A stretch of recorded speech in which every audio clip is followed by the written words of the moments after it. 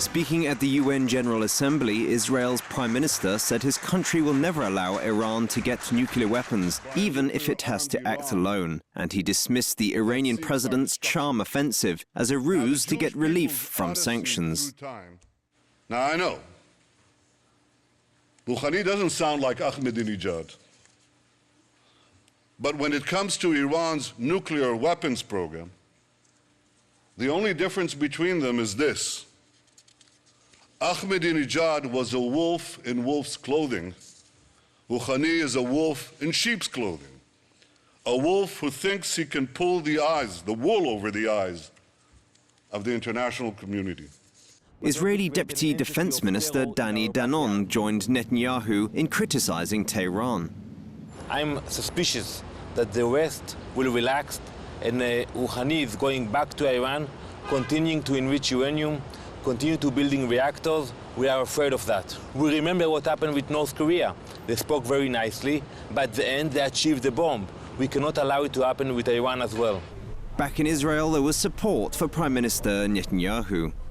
I think that Bibi has a big problem because on the one hand, the world likes the gestures that Rouhani has made, but on the other hand, I can understand him that as the person responsible for Israel's security, it is hard to be sure that Rouhani means what he says, considering that he is certainly not a fan of Israel. I think he's right. Yeah, Netanyahu is right. I think we have to do something because until we wait, all the people, all the world, they will do something, it will be too late. I think the best thing is, to do what we are thinking and do not let it for the other. I think it will be a good idea.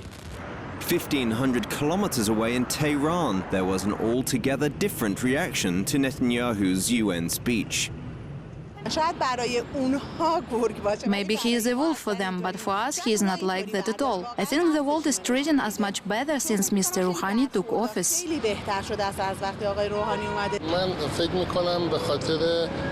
I think because of the beautiful speech by Mr. Rouhani at the UN, which was different from recent years, and since our relations with the outside world are improving, a few countries, particularly Israel and radicals within the United States, are not happy with that.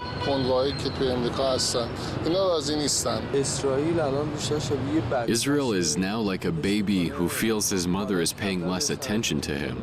For example, they think that if relations between Iran and the US get better, nobody would care about Israel and Netanyahu anymore, and Israel would not receive the same attention it used to receive during the previous Iranian government, and nobody would look after and sympathize with it. That's the way Netanyahu behaves, like a baby. Israeli political analyst Shmuel Rosner says that while Israel does not agree with the Obama administration's willingness to engage with Tehran, the Netanyahu government knows it cannot afford to criticize Washington for its dovish stance, for fear of becoming even more isolated.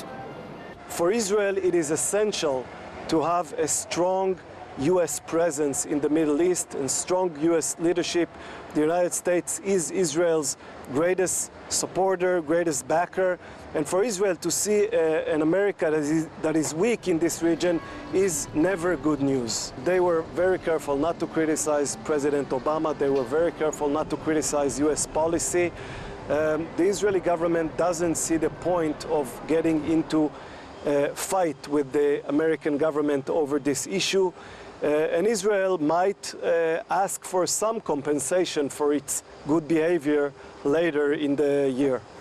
Aside from the vexed issue of Iran's nuclear ambitions, Israel has a long list of grievances against Iran. Rouhani has said nothing to suggest an end to Iran's support for militant groups such as Hamas and Hezbollah, its development of long-range missiles, its alleged complicity in terrorist attacks against Israeli targets, or its evident aspirations to regional superpower status.